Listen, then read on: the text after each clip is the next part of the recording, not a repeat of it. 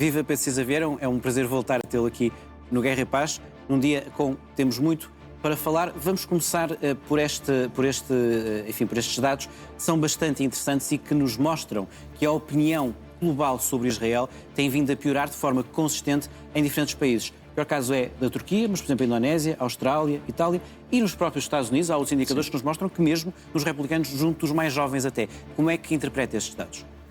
Quer dizer, estes dados confirmam aquilo que o presidente Trump disse num famoso telefonema há alguns dias ao primeiro-ministro Netanyahu, que ele estava louco e que não estava a perceber que estava a levar com que todo o mundo odiasse Israel. E isso é algo que já se vinha acentuando desde que começou a operação, a intervenção em Gaza. Essa intervenção foi muito vista de uma maneira muito negativa por praticamente todas as opiniões públicas mundiais. Depois das coisas prosseguirem e depois dos ataques ao Líbano, os próprios governos ocidentais, tradicionais aliados de Israel, ou pelo menos alinhados com esses governos, começaram a censurar o comportamento do governo de Israel. E agora, quer dizer, neste momento em que Israel parece ser um obstáculo a um acordo com o Irão, que todo mundo espera e deseja, estas coisas estão ainda a tornar-se mais graves. O agravamento de 2025 para 2026 parte de um ponto que já era extremamente negativo para Israel. Mas isto cria uma dificuldade muito grande a Israel, porque, sobretudo, naquele que é o seu aliado mais importante, aquele que lhe dá a capacidade militar, aquele que lhe dá as informações, aquele que o acompanhou nesta guerra contra o Irão, o próprio presidente americano está a ser muito pressionado pela sua base e aquilo que era o tradicional, sem hesitação, apoio a Israel em vários países está a perder-se.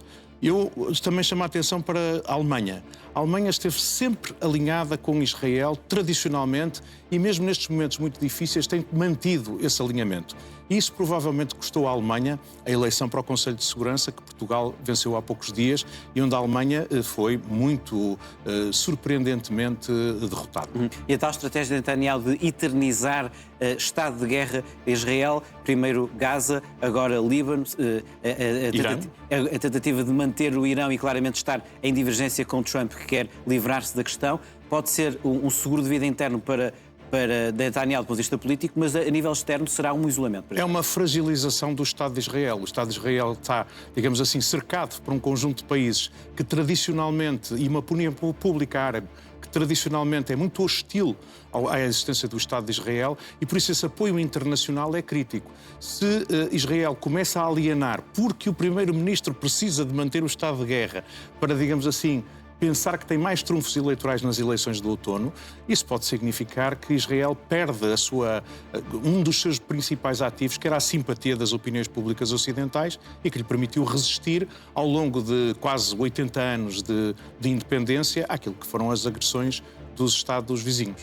E estes episódios recentes entre Trump e Netanyahu, com Trump aparentemente ao telefone, enfim, a ser muito duro com Netanyahu, agora, nas últimas horas, o gabinete de Netanyahu praticamente a desmentir Trump na questão do acordo com o Irão, confirma-nos que, de facto, Trump e Netanyahu estão divergentes relativamente à questão do Irão? Estão claramente divergentes. Trump precisa que não só que esta guerra termine rapidamente, como que a circulação no Estreito de Hormuz seja retomada.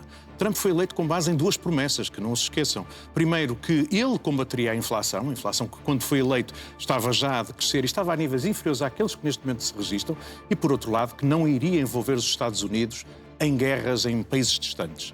Neste momento ele está a incumprir as suas duas promessas eleitorais e está a perceber que não tem saída boa para este problema em que se meteu, arrastado precisamente por um Netanyahu que lhe prometeu só facilidades, que o regime iraniano cairia muito rapidamente e que afinal agora está a deixá-lo cair e a mostrar que não tem qualquer espécie de respeito por este presidente, como também já não tinha por Joe Biden. Muito bem, vamos avançar para o próximo tema, por favor, em que o que vemos aqui é que no âmbito do rearmamento europeu e no projeto também de autonomia estratégica europeia relativamente à questão dos Estados Unidos, Portugal está neste momento num processo de decisão que vai ser bastante importante sobre o F-35 Lockheed Martin, o Gripen sueco, eventualmente o Rafale francês, ou o Eurofighter Typhoon britânico ou alemão. Bom, havia aqui de facto um projeto já há alguns anos, desde 2017, de um caça de sexta geração franco-alemão, que nos últimos dias foi anulado perante as divergências entre a Airbus e a Dassault Aviação. O que é que isto nos diz, Pedro? Diz-nos que continuamos a ter um problema muito sério na Europa, porque nós falamos de autonomia estratégica, falamos da Europa ter uma capacidade de dissuasão própria, falamos também da possibilidade de harmonizar os sistemas de armamento dentro da União Europeia e de conseguir uma indústria europeia que alimente o esforço de defesa que a Europa tem que fazer. Este projeto é um projeto que foi lançado pouco após a eleição do presidente Macron, como um sinal de reaproximação entre a Alemanha e a França. Era a tentativa de, na Europa, se desenvolver num projeto que não é só franco-alemão, porque também a Itália, porque também a Espanha estão envolvidas e que corresponderia a ter um caça de sexta geração que fosse de fabrico europeu. Nós temos neste momento de sexta geração, isto é, aviões militares que são capazes de não apenas ter esta capacidade de quase viajarem silenciosamente e sem visibilidade junto dos radares, ter também a possibilidade de dispor de sistemas de inteligência artificial e de trabalhar, digamos assim, em conjunto com sistemas de drones, etc. Este projeto era um projeto que mostrava a Europa a trabalhar outra vez junto, coisa que não se conseguiu há 30 anos atrás. As notícias de um desentendimento entre a Airbus e a Dassault já vinham de há alguns meses. Isto era provavelmente a crónica de uma morte anunciada, mas eu recordo que foram exatamente os mesmos fatores que agora levaram ao desentendimento que já nos anos 90 tinham levado a que o projeto do Eurofighter tivesse sido, que era inicialmente envolvia também a França, acabasse por ser desenvolvido apenas pelo Reino Unido, Alemanha, Itália e Espanha, e os franceses, porque a Dassault queria, na altura, ter o comando, a liderança tecnológica do projeto, já fosse posto em causa. A Dassault sozinha desenvolveu o Rafale, os outros parceiros desenvolveram o Eurofighter. O Eurofighter é, neste momento, o avião quarta e quinta geração que faz o equipamento de Reino Unido, Alemanha, Itália, Espanha e de um conjunto de outros países no mundo. O Rafale é muito casado também com o projeto de autonomia militar francesa. E os desentendimentos agora quase reproduzem aquilo que é os desentendimentos de há muitos anos. Isto é uma derrota para o presidente Macron. Isto é a demonstração que, mesmo quando há vontade política, por vezes a influência das empresas e dos sistemas militares acabam por não levar à concretização deste projeto, mas eu acho que isto é um muito mau sinal para uma defesa autónoma europeia. Isto vai tornar mais difícil aos europeus tornarem opções sobre o futuro da sua defesa e vai seguramente dar muito mais força àqueles que acham que se deve continuar a comprar equipamento militar americano porque está mais avançado e porque será mais fiável. Eu acho que é trágico para a União Europeia. Acho que precisamos muito desenvolver uma indústria militar europeia. Acho que devíamos criar as condições para Portugal também participar nestes projetos comuns e espero, aliás, que seguramente esta oportunidade de aquisição destes equipamentos que agora a Força Aérea Portuguesa está a fazer não seja desperdiçada também do ponto de vista económico e que seja colocado pelo governo português, e não apenas pelo Ministério da Defesa, mas pelo próprio governo português, a quem vem a fornecer, que empresas portuguesas participem no esforço de fabrico do avião que, seja ele qual for, venha a ser escolhido. Muito bem. Próximo tema relacionado com o que temos aqui para mostrar. Vem um tema absolutamente crucial que são os data centers, sobretudo agora com a questão do desenvolvimento da inteligência artificial. E há aqui um tema que é, se já percebemos que a inteligência artificial é o grande tema e motor económico e tecnológico dos próximos anos, e tenderá a ser mais, exigirá uma questão de energia. O que eu lhe pergunto é se é sustentável que cada vez mais no total do share da eletricidade, neste caso, seja consumido por esta questão, e se será sustentável. Não há uma contradição em relação a uma necessidade também de maior sustentabilidade energética? Bom, sustentabilidade energética vai ter que ser assegurada porque a economia vai consumir cada vez mais eletricidade. Aliás, estas questões que estão acontecendo na Guerra do Golfo demonstram que, sobretudo, países que não são produtores de energias de hidrocarbonetos precisam de investir mais na eletrificação da sua economia e de, sobretudo, produzir eletricidade através de fontes renováveis, fontes endógenas. O que é que a inteligência artificial exige? Enorme capacidade de computação. A capacidade de computação que é necessária para treinar os modelos, para desenvolver as aplicações, em função da competição que está a ser feita entre as empresas tecnológicas, está a levar a um investimento brutal em data centers que sejam capazes de ter essa capacidade de computação e que consomem energia. Nos Estados Unidos, isto já está a ser um problema muito grave, porque tem havido um crescimento tão grande dos data centers, sem que tenha havido um concomitante reforço da capacidade de produção de energia elétrica, que aquilo que está a acontecer é que eles estão, digamos assim, a fazer subir os preços da eletricidade para as outras atividades económicas e, sobretudo, para as famílias. Isto está a dar em muitos Estados americanos uma reação muito grande da população contra novos investimentos em data centers e é provavelmente uma das coisas que vai limitar o maior desenvolvimento e o maior crescimento da inteligência artificial. Uma questão relativamente à Europa e à inteligência artificial. Estados Unidos e China têm um domínio, um avanço enorme nos modelos e nos sistemas de desenvolvimento de inteligência artificial. Depois temos alguns casos no Reino Unido, no Canadá. França. E depois temos França como o único país da União Europeia mais uma vez, no top 10. Acredita que a Europa ainda vai a tempo de apanhar este comboio ou já perdemos o comboio? É um tema muito crítico. O relatório Draghi, de há um ano e meio atrás, quando falava da necessidade de dar um impulso à competitividade da economia americana, identificava algumas áreas críticas onde a Europa estava a ficar para trás. Um dos mais importantes era, digamos assim, a economia digital. Ele, aliás, dizia que a maior parte da diferença no crescimento da produtividade entre a Europa e os Estados Unidos nos últimos anos se devia ao crescimento da economia digital nos Estados Unidos e à circunstância da Europa ter ficado para trás. E, portanto, ele dizia que é necessário investirmos aqui. Isto já não é só um problema de nós reforçarmos o nosso domínio de uma tecnologia, porque se temos que comprar tecnologia aos outros, ficamos mais pobres. Basicamente é isto. Quem domina as tecnologias de que o mundo precisa são aqueles países que depois se tornam mais prósperos e dão melhores condições de vida às suas populações. Portanto, a Europa, se não quer ficar para trás, se não quer ir empobrecendo, vai ter que fazer aqui um esforço muito grande. Mas é também uma questão de resiliência. O que é que eu quero dizer com isto? A Europa é extremamente dependente da tecnologia americana para tratamento de dados, para inteligência artificial. A própria infraestrutura, os data centers, os cabos submarinos são dominados por empresas norte-americanas e, no limite, se houver um conflito, nós estarmos excessivamente dependentes de países terceiros para coisas que são vitais para o funcionamento da economia. E um data center hoje em dia é absolutamente vital. Quer dizer, se nos desligam os data centers, isto significa que os nossos bancos param, que os nossos hospitais param, que a nossa administração pública para, toda a economia para. E, portanto, isto é também um tema de resiliência. A Europa não tem alternativa que não seja reforçar o seu investimento nesta área.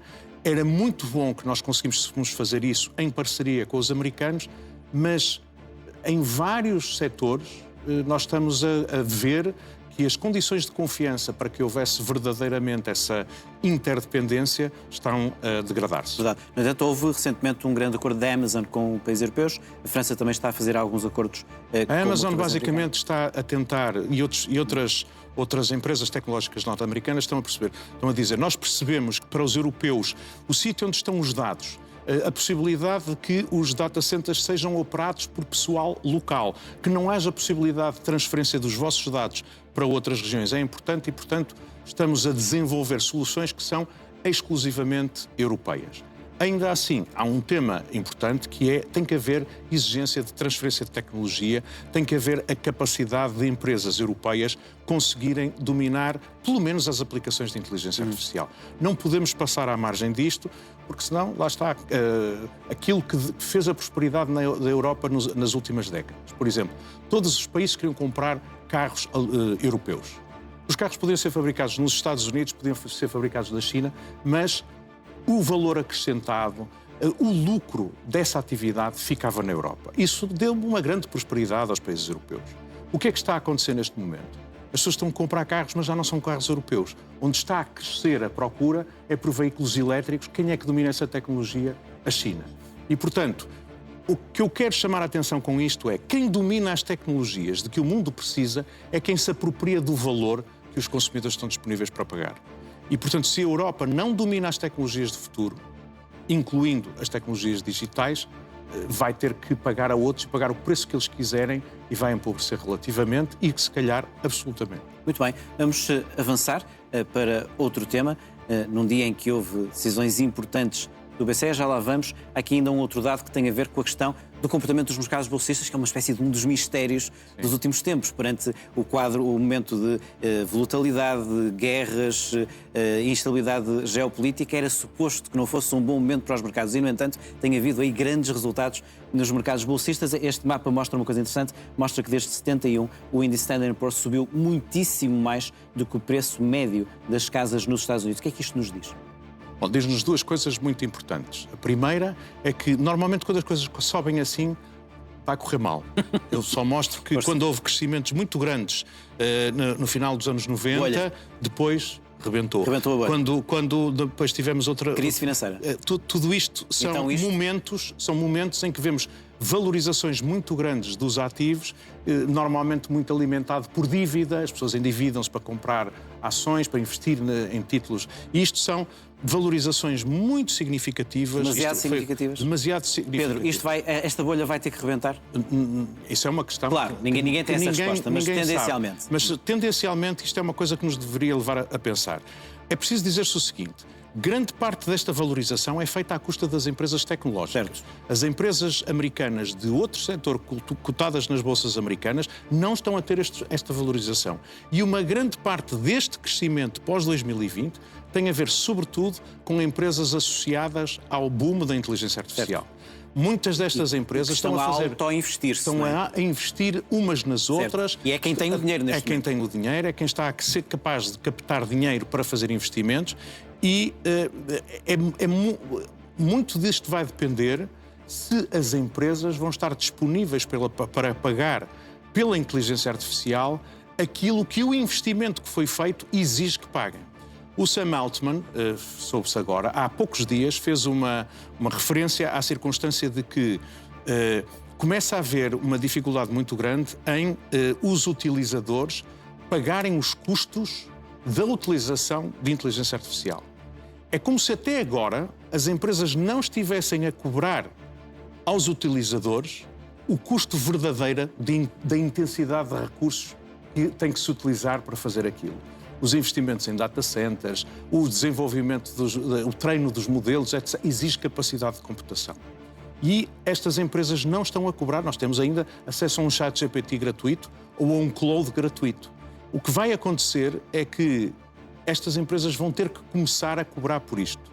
E eu só pergunto o que é que acontecerá a este índice, o que é que acontecerá a estas perspectivas depois de saírem para o mercado as ofertas em bolsa da Anthropic, da OpenAI, que estão anunciados e que para já estão, digamos assim, a entusiasmar o mundo com a hipótese de comprar ações dessas empresas, porque ainda não chegámos ao ponto em que as pessoas vão ter que pagar pelos custos de utilização destes modelos. A grande história dos próximos anos vai ser a inteligência artificial.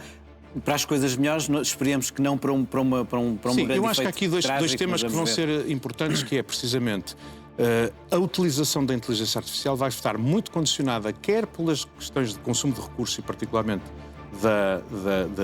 da energia elétrica e, por outro lado, pela circunstância de mais tarde ou mais cedo estas empresas terem que começar a cobrar o verdadeiro custo dos modelos que estão a permitir que sejam utilizados. Muito bem, vamos avançar. Temos aqui ainda mais um outro elemento interessante de analisar.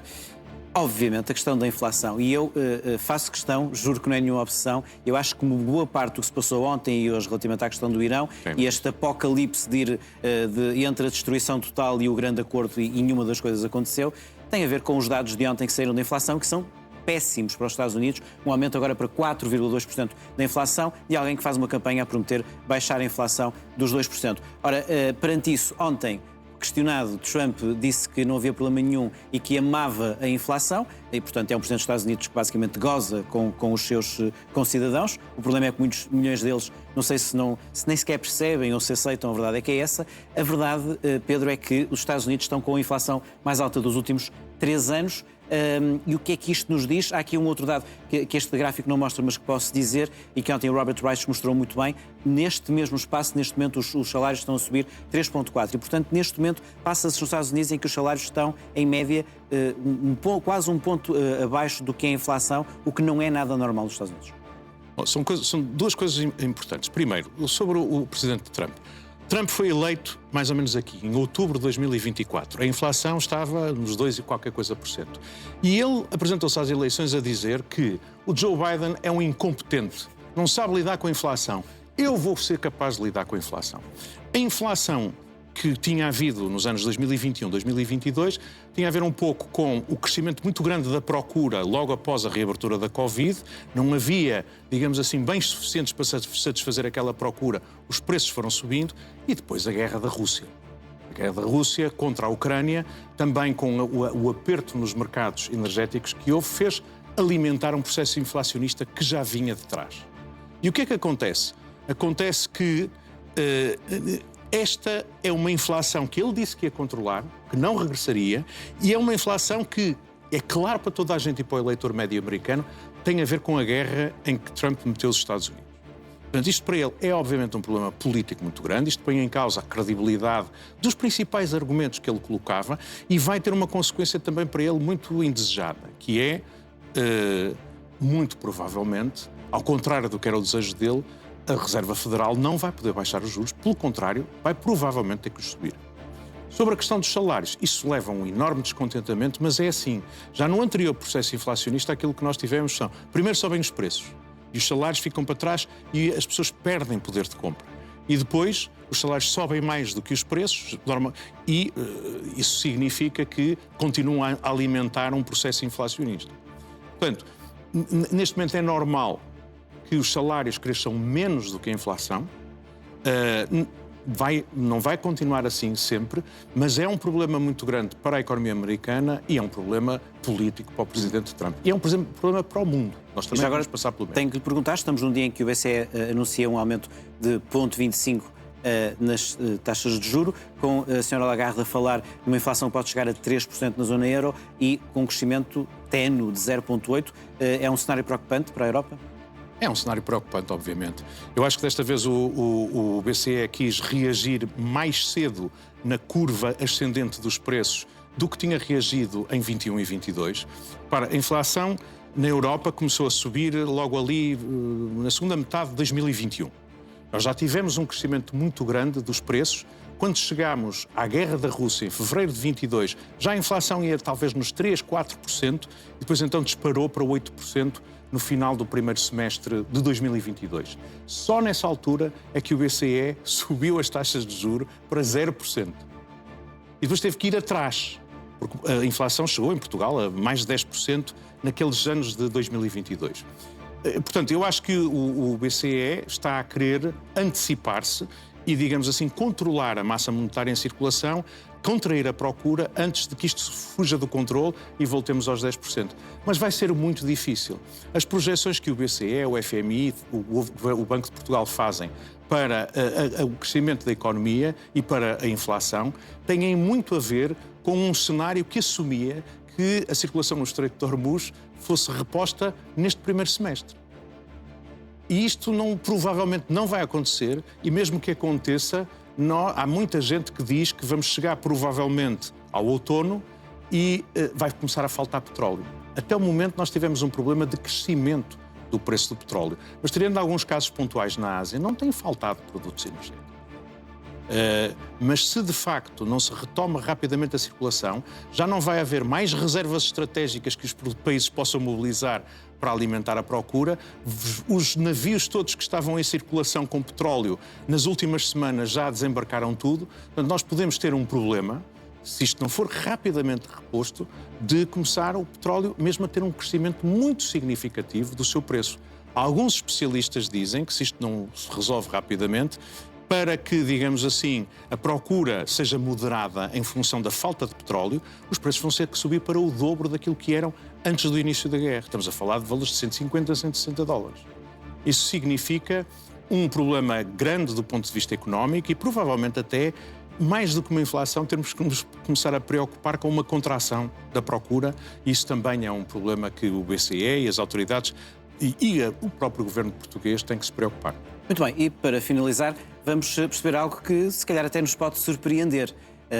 É que, apesar dos Estados Unidos terem um presidente que tem uma uma proposta de lei Beautiful and Clean Coal, um presidente Donald Trump que defende que enfim, o carvão é a coisa mais linda do mundo. A verdade é que mesmo nesse país, nos Estados Unidos, o solar acaba de passar o carvão. Muito também, provavelmente também, naturalmente, pelas empresas, por estados como a Califórnia que apostam aí. O que é que este gráfico nos mostra? O Texas. O Texas, que é um estado grande produtor de petróleo, também tem visto um crescimento brutal da geração de energia elétrica com recurso ao solar. Porquê? Porque hoje em dia a energia solar é a mais barata que existe. O preço de produzir painéis solares, que são aquilo que converte a energia do sol em eletricidade, baixou brutalmente nos últimos anos e continua a baixar. E, portanto, isto significa que hoje em dia a forma mais barata de produzir eletricidade e a mais rápida a pôr nova capacidade em funcionamento é a energia solar. A energia solar sozinha não chega, é preciso ter alguma capacidade. Pode ser dada pelo gás natural, pode ser dada pela armazenagem da energia que é produzida durante o dia, quando há sol, mas que depois tem que ser consumida durante a noite, quando não há. E, portanto, é preciso armazenar, ter baterias ou ter barragens que armazenam a água que depois permitem produzir durante a noite. Tudo isto é muito crítico, mas é assim, o que isto mostra é que o argumento a favor das energias renováveis não é um argumento político. Porque mesmo quando existe oposição política, as empresas percebem que onde é mais barato e onde é mais seguro é o recurso à energia solar. Isto devia nos levar muito a pensar. Devia nos levar a pensar que é bom para nós, que temos abundância de sol, produzirmos energia que seja nossa. É bom que a Europa como um todo aposte numa fonte de energia que tem disponível e não continua apostada em importar, seja gás, seja petróleo, seja carvão de outros sítios. E, finalmente, é por isso absolutamente trágico que em Portugal tenha caído a pique a capacidade de instalação de novas capacidades de produção de energia renovável, que no último ano foi praticamente uma paralisia. Isto é mesmo uma coisa estratégica para o país, é isto que nos vai permitir atrair investimento industrial, atrair capacidade de criação de valor para as nossas pessoas, e nós estamos a ficar para trás. O investimento industrial, neste momento, está muito condicionado pela disponibilidade de energia e, por exemplo, está a ir muito para a Espanha, está a fazer um esforço muito grande de aumento da capacidade de produção, e nós estamos a ficar para trás.